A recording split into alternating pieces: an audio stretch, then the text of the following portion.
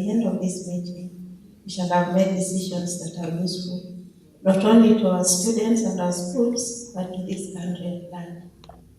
Bless us this morning, give us clear minds as we discuss what we are discussing, that anywhere we will fail to reach a solution, Father, we intervene. I want to welcome you to this institution, Kenya Technical Trainers College, formerly Kenya Technical Teachers College. Thank you very much, Principal. Now we feel welcome. I therefore, on my part, would like to welcome you very much to this forum. Let me start by welcoming some of my board members who are also stakeholders in this TVET sector. I would like to welcome Glory Mutungi, who is one of our board members to KUCCPS, give her a clap. And I know she may have also another responsibility in CATI as the chair. So give her the clap for that one. Not to mention, she is the principal of Nkabune Technical Training Institute, my colleague CEO there. Another clap. I know there are many other things she may carry with herself that I don't know, but for now, that is enough.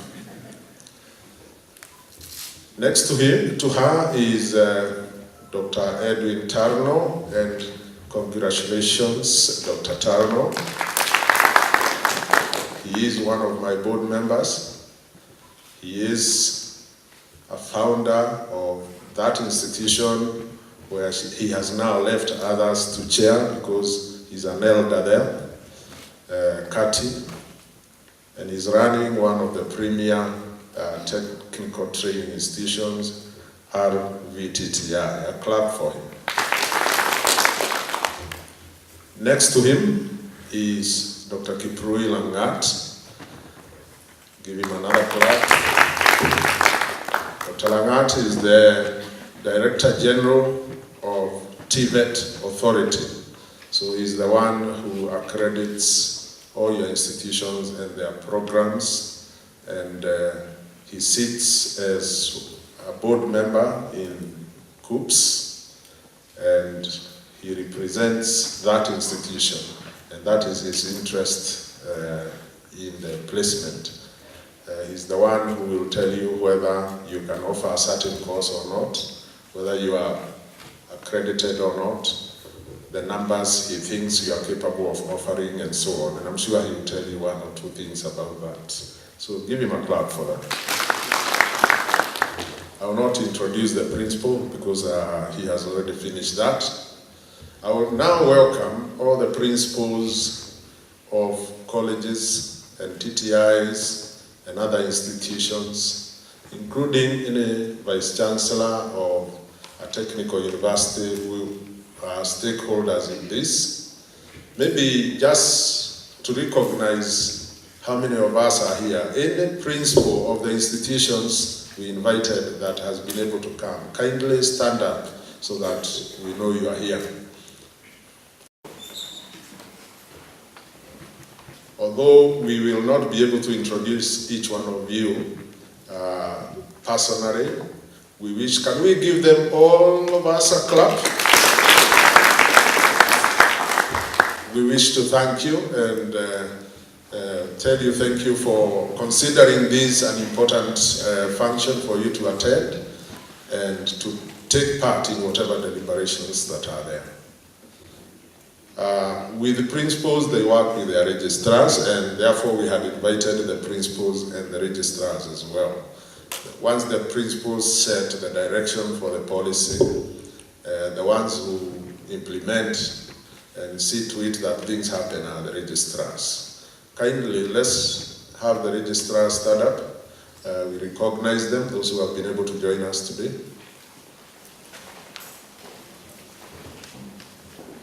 Wonderful. That is a good representation of registrars. Can you give them a clap again? We may not because of time, again introduce them, but we acknowledge your presence and we look forward to having these discussions with you. We also invited the regulatory bodies and also professional bodies that have a stake in the TVET education and training. So if you are a regulator or one of the professional bodies, I know I have already met one or two, kindly stand up so that we recognize that you are here in your capacity. But I can see there are quite some this side. Others, can we all give them a clap? I thank you for having come within such a short time.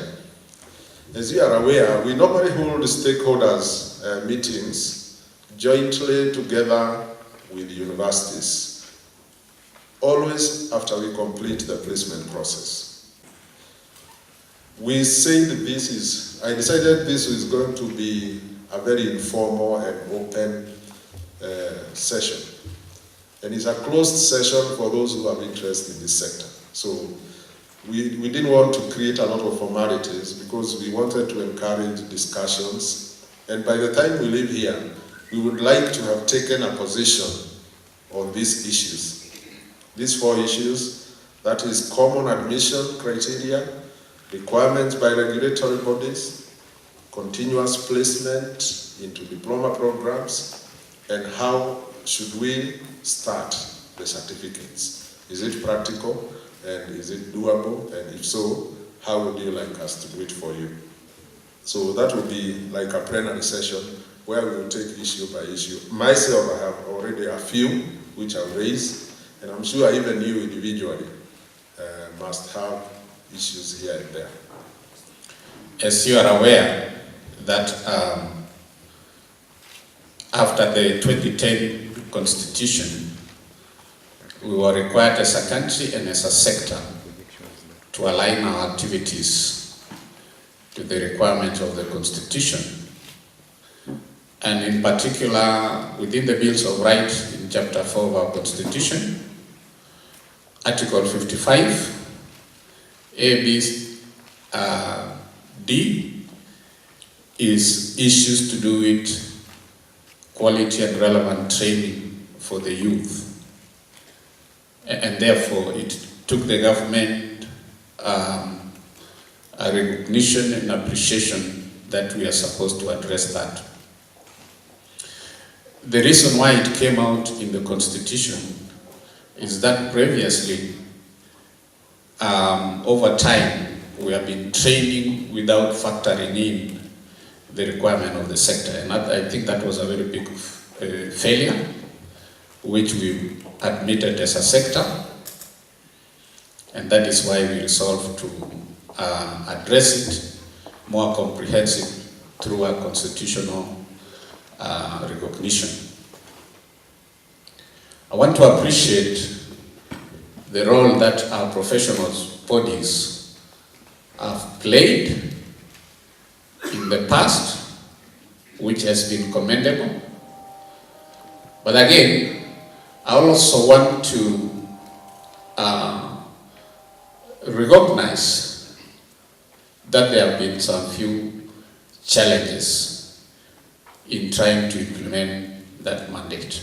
We have close to over 30 regulatory bodies in this country, in addition to professional bodies. This meeting is one of the many other meetings that the sector has initiated with the view that we achieve the intention of the creation of these bodies in a more efficient manner, to avoid duplication of efforts, and we probably develop a collaborative and complementary arrangement. On 25th of this month, TVET Authority has organized a meeting with all the sector regulators. As I mentioned, Kenya Civil Aviation Authority, Maritime, Insurance Regulatory Authority, talk of any regulator. So there are a lot that are going to happen, but the government is keen in streamlining service delivery to the citizen. And I want to inform all of us here, especially those of us who are calling ourselves regulators, unless we be proactive in assessing the landscape and see how best we fit into the system, we are going to be forced to fit into the system. And you know what happens when you are part of the process or when you are part of the process yourself. If you are saying this is a minimum requirement for diploma and it is also the minimum requirement for a degree course, then what is the difference between the two programs? And I think these are some of the things that we really need to ask ourselves. Unless the diploma and the degree are the same, then we can accept that the minimum requirement be the same. And these are some of the questions that sometimes we are being asked as government when you are not there. And sometimes we don't have answers to do this.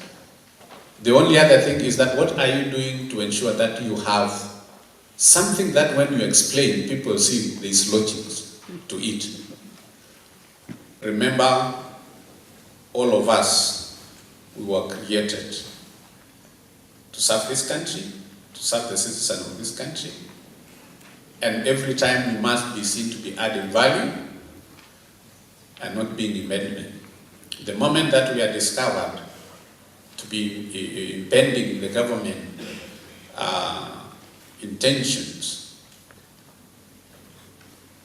I know you know the consequences, and we don't want to really see this thing happening, and we are not smart enough to be able to realign ourselves to this. So I will open this discussion and possibly maybe in a more structured manner, in the sense that from the frustration that we get from the training providers and the Kenyans, not actually the training providers, people who are looking for training opportunities, but we have created roadblocks.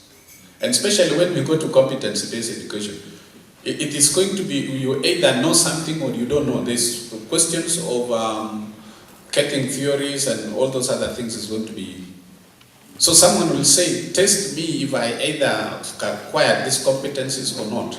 Then the other things now will come later on. And what will be the common approach that will be seen as a win-win situation for all of us without undermining our respective mandates and roles.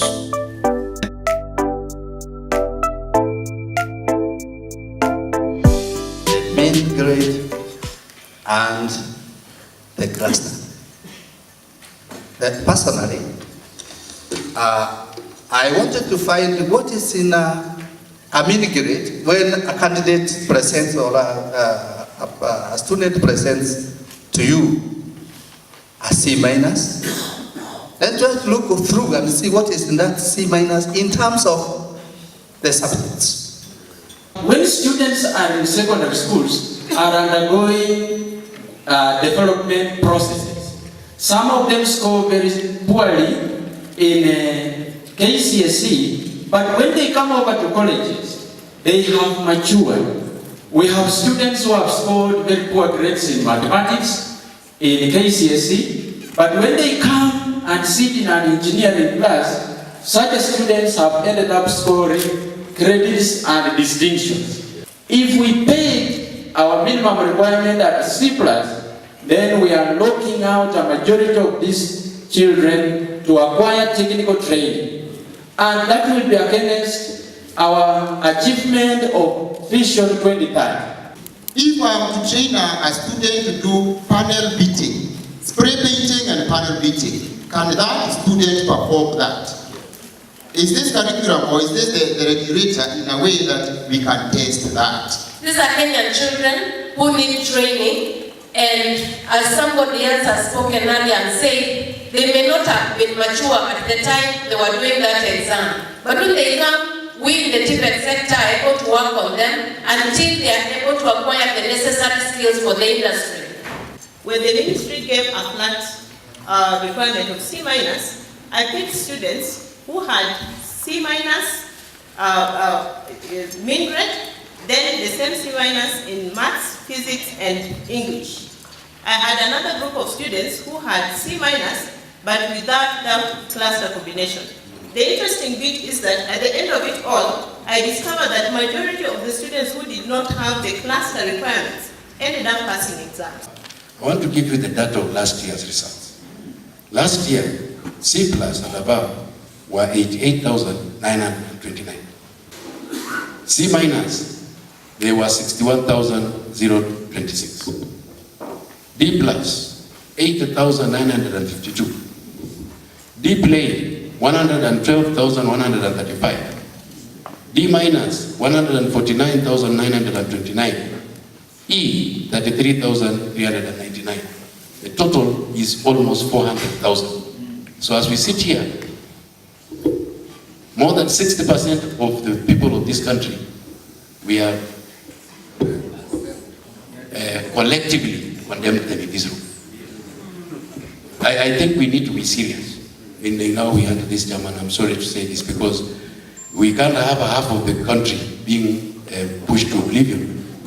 And we have no evidence to indicate that they have not been performing.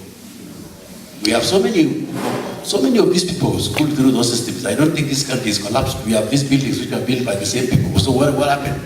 When did this thing change? Look, when I was taking a C plane for the last 2 years, they went to NET and said, NET tells us you can check us because they can register us for the exam. So we also need harmonization between the curriculum developers and the examining bodies to avoid the confusion, even as we bring in the regulators of these other industries.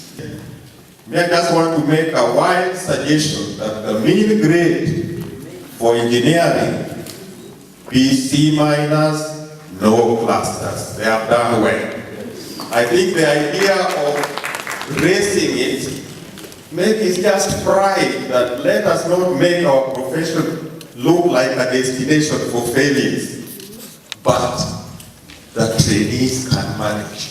Let us support government policy of increasing access so that we don't lock out Kenyans from taking up technical programs. Thank you. We had a graduation.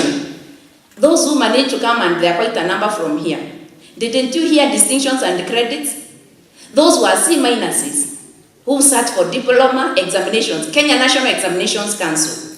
What are we telling ourselves? Have we been wrong all through? We have not. And I'm pleading with these bodies. They can set up exams so that they test our students after qualifying the examinations that we have given them. And then now decide whether they join the body or not. But let it not be used as the criteria to admit our students. We are looking for common admission requirements, whereby if a person is going to study a course in your institution or in RBTTI, if it's the same course, they must be the same. So I think it's good to compare whether others are going to do these courses with the same requirements. Then you ask yourself whether it's you who is asking for some special requirements or these are the common admission requirements. I know there are some of you who have unique courses that are not in any other institutions. And you have also come on board when we had agreed on the common admission requirements. So if you have any unique courses which require special requirements, please make contact with us and we agree. We want a win-win situation for all of us. The current money we are giving TVET is money that comes from the PS education, university education. I'm not a prophet of doom, but there is this thing that tells me when we have more students at the university and they can't get money, she will wake up one day and say, you are spending university student money in TVET student funding. We have done a request to State Department of TVET to start in the normal budgetary allocations giving a student funding line directly from State Department of TVET to help. That way then we can segregate clearly and say, hii ilitoka kwa hazina kuu for purposes of TVET students, and we don't commingle with the other money. This year, for example, the budget we have put forward is 1.2 billion. And I'll tell you without batting an eye, all that money has come from university students who have either paid back or an allocation directly from university. The principals, the registrars, the few vice chancellors who are here, we could not have had a successful forum without your presence. And you, many of you came very early, and we really appreciate that commitment and that cooperation that we've seen from you. We also would like to appreciate the representatives of the professional bodies and the regulatory bodies who also include some of our board members. We really appreciate your time and your patience for this forum.